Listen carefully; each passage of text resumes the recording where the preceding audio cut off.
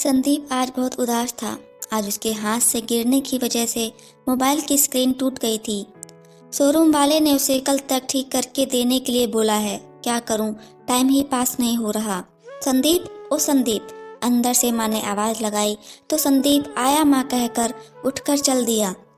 पिछले 3-4 साल में शायद ये पहला अवसर था जब माँ की एक आवाज पर संदीप ने जवाब दिया हो। बोलो माँ। बेटा, आज घर में सब्जी नहीं है। सुबह पानी की मोटर ने पानी देर से उठाया, इसलिए मैं तेरी मौसी के साथ सब्जी लेने नहीं जा पाई। मेरा प्यारा बेटा, मेरा राजा बेटा, मेरा ये काम कर देना। माँ ने लगभग मनुहार करते हुए कहा। खाली बैठने से अच्छा है चलो आज बाजार ही घूम आता हूँ। मन ही मन मैंने सोचा। अच्छा बताओ क्या लाना है। माँ के मुखमंडल पर एक नई सी चमक थी। माँ ने सब्जी की लिस्ट और थैला मुझे थमा दिया। बाजार जा रहे हो बेटा? ठहरो, मैं भी चलता हूँ, दादाजी ने छड़ी उठाते हुए कहा। हाँ दादाजी चलिए। बेटा, मेरा ये चश्मा टूट गया है। काफी दिन हो गए, तुम्हारे पापा को तो ऑफिस से टाइम नहीं लगता, तुम ही ठीक करवा कर ला दो। दादी जी ने मेरी तरफ बढ़ते हुए टूटा हुआ चश्मा मुझे थमा दिया। मैं और दादाजी स्कूटी पर बाजार चल दिए। दादाजी को नाई की दुकान पर छोड़कर मैंने सब्जी ली और दादी जी के चश्मे का फ्रेम बदलवाया। मैं थोड़ी ही देर में फ्री हो चुका था। नाई की दुकान पर पहुंचा तो दादाजी का नंबर अभी नहीं आया था। कटिंग करवानी थी उन्हें।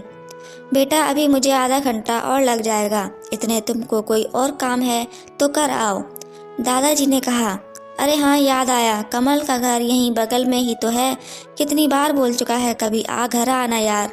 मैंने मन ही मन सोचा। मैं कमल के घर पहुंचा तो वह घर पर ही था। आंटी जी से नमस्ते हुई और हम वहीं ड्राइंग रूम में बैठ गए।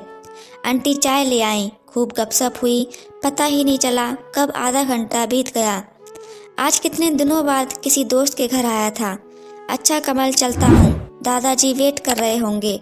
आते रहा करो बेटा, आंटी ने भी कहा। नाई की दुकान पर पहुंचा तो दादाजी फ्री हो चुके थे। हम दोनों घर की तरफ चल पड़े।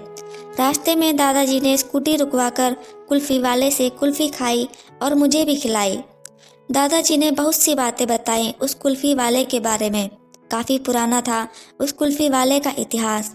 वाकई कुल्फी थी भी गजब की। भूल ही गया था उसका स्वाद। अगर पहले कभी खाई भी होगी तो याद नहीं।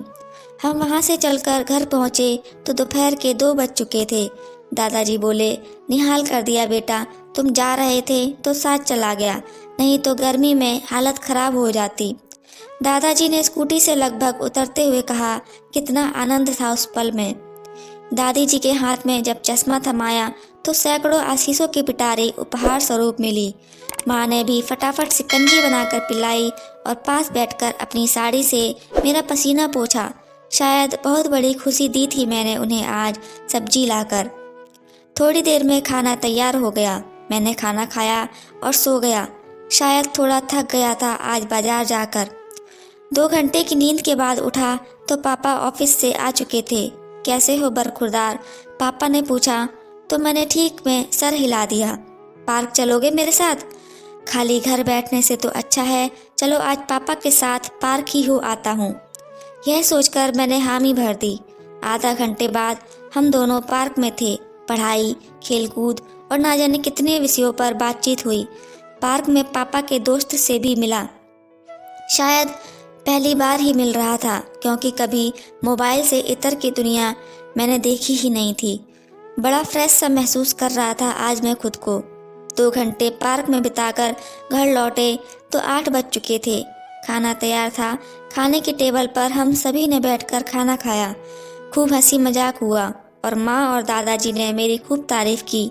उन्होंने बताया कि आज मैंने बाजार के काम निपटाकर उनकी कितनी मदद की। क्यों बरखुरदार, आज तुम्हारे पास तुम्हारा टुनटुना नहीं है?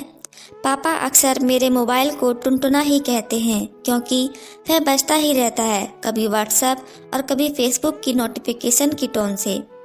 पापा, उसकी स्क्रीन क्रैक हो गई थी, ठीक होने को दे रखा है, कल ठीक करा कर देगा।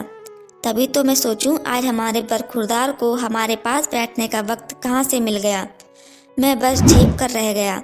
सच ही तो कह रहे थे पापा। शायद पिछले 3-4 साल में परिवार के इतना करीब मैं आज के अलावा शायद ही रहा था। खाना तो अक्सर मैं अपने कमरे में ही खाता था वो आवाज़ लगाते लगाते थक जाते थे, लेकिन शायद आज पहली बार था जब मैंने हर किसी की पहली आवाज़ पर मैंने उनको जवाब दिया था। अच्छा चलो सो जाओ, सुबह 5 बजे उठकर मेरे साथ पार्क में चलना, सुबह की हवा और भी सुहानी होती है। पापा यह कहकर सोने चले गए और मैं भी उठकर अपने कमरे में आ गया। मोबाइल पास नहीं था, इसलिए बिस्तर पर पसरते ही सो गया। घुर्र घुर्र की आवाज़ से अचानक आंखें खुल गईं। देखा तो सुबह के 8 बज रहे हैं, लेकिन पापा ने तो सुबह 5 बजे उठने को कहा था। और ये क्या, फ़ोन तो आज ठीक होकर मिलने वाला था, फ़ोन किसने लाकर रख दिया मेरे सिरहाने। ओह, तो क्या ये सब सपना था? दिल ने खुद ही दिल से सवाल किया और दिल ने दिल को ही जवाब दिया। हाँ, यह सपना था। उसने एक झटके से टुनटुने को टेबल पर रख दिया और माँ, पापा, दादाजी चिल्लाता हुआ नीचे की ओर दौड़ पड़ा। नाश्ते की टेबल पर जहाँ उसके अपने रिश्ते, उसकी खुशियाँ पलकें बिछाए उसका बेसब्री से इंतजार कर रहे थे। टुनटुना अब भी बज रहा था, लेकिन वहाँ उसकी आवाज़ सुनने वाला कोई नहीं था, क्योंकि उसका गुलाम आज आज़ाद हो चुका था।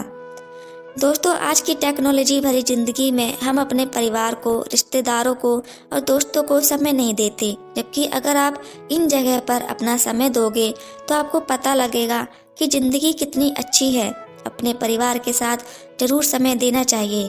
घर के बड़े बूढ़ों के साथ समय बिताओगे तो उन्हें भी अच्छा लगेगा, उन्हें अकेलापन महसूस नहीं होगा और बदले में आपको बहुत सारा आशीर्वाद मिलेगा, जो कि जीवन में बहुत काम आएगा।